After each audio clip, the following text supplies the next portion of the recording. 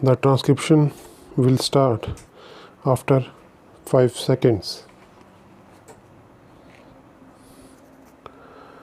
I crave the indulgence of the House for making this statement on the opening day of the Parliament, as I wish to take honorable members into confidence at the earliest opportunity about the extremely difficult foreign exchange position in which we find ourselves at present. Our foreign exchange reserves have declined more or less steadily during the current fiscal year. Some decline during the months of April to September, when export receipts are usually low, is a normal feature of our balance of payments. The decline in reserves during April to September 1984, however, was almost twice as large as in the same period of 1983. The decline in reserves has continued during the past 4 or 5 months, when we should normally be gaining reserves in order to meet the requirements of the coming lean season for exports. On February 12, 1985, the foreign assets of the Reserve Bank stood at about rupees 700 crores. As honorable members are aware, the Reserve Bank is required to hold a minimum rupees 800 crores of reserve in the form of gold and foreign securities.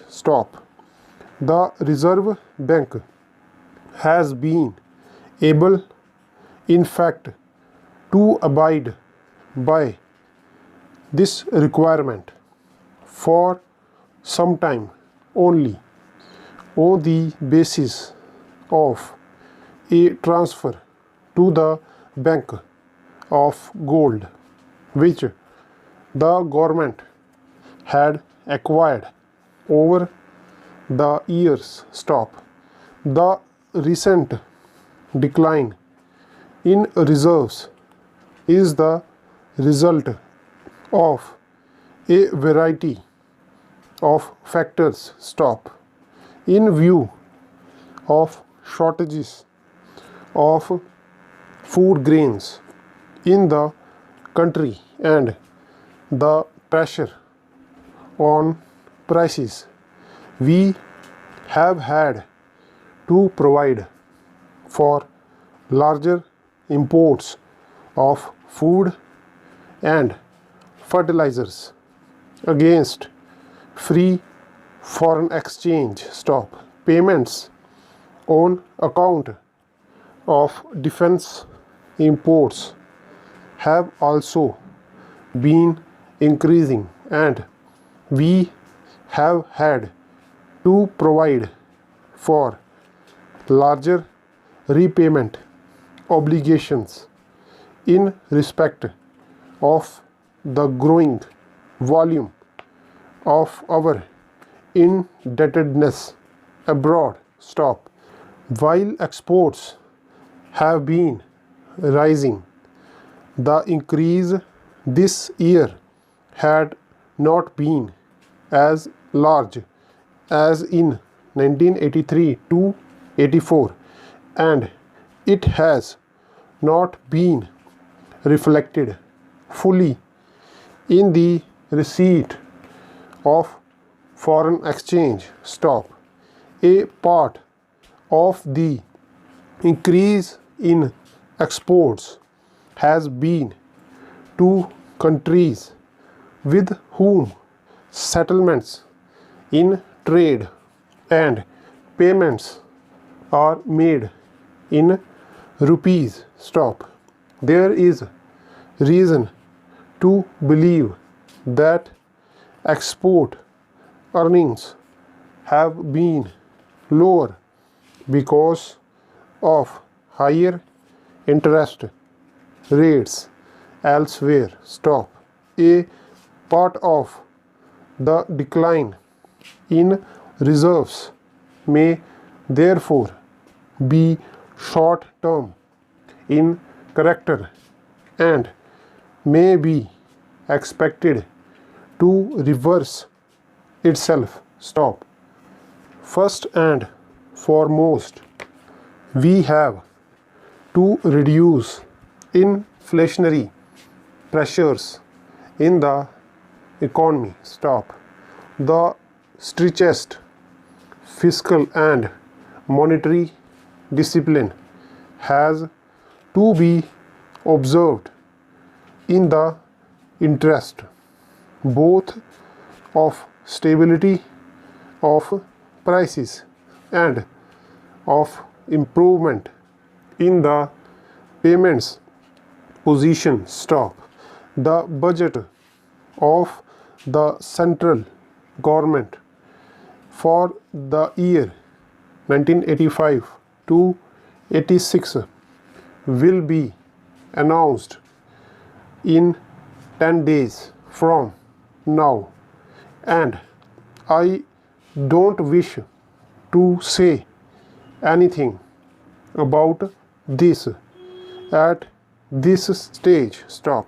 But it is clear that the financial operations of the central and state governments, as well as those of public and private sector enterprises, will necessarily have to be guided by the overriding consideration of avoiding inflation. I have taken this up with the state governments, and I have no doubt that in the present grave situation, I can count on their wholehearted cooperation. On the monetary side, several measures have been taken during the past year to bring about an orderly increase in interest rates and to slow down the pace of monetary expansion. The Reserve Bank has just announced further measures to this end. The bank rate has been increased from 5% to 6%.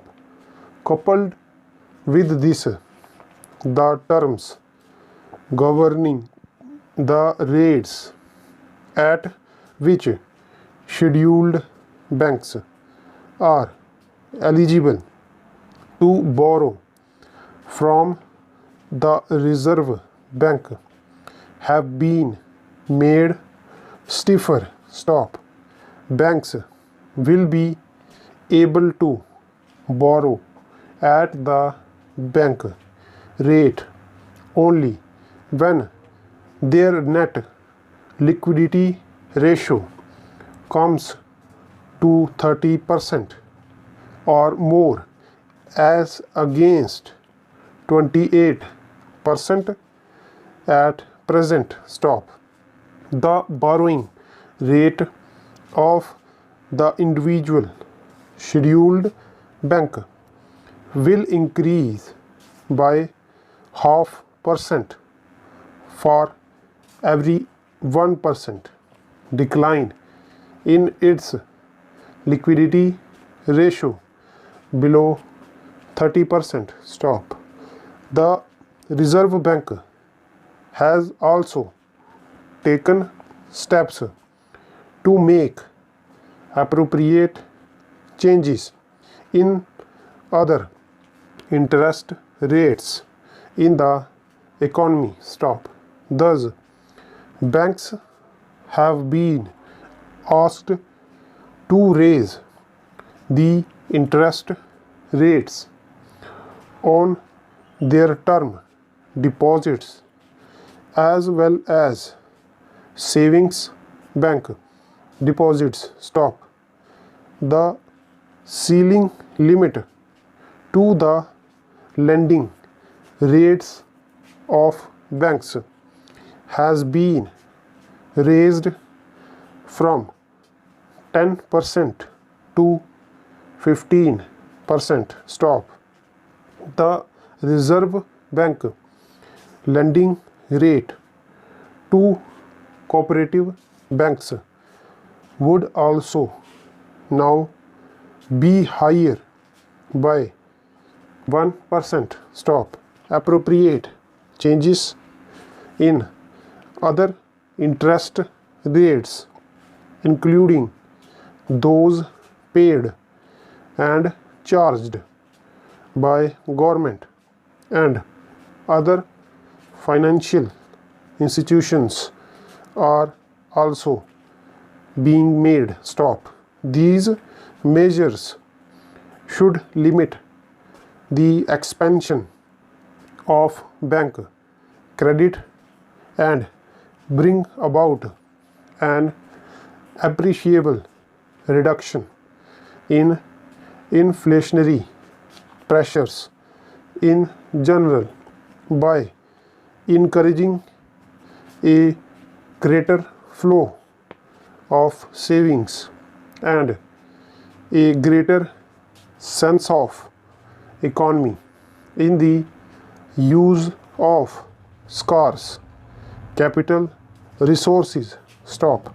The Reserve Bank will watch carefully the expansion of credit and money supply in the economy in the light of the genuine requirements of growing production. Stop.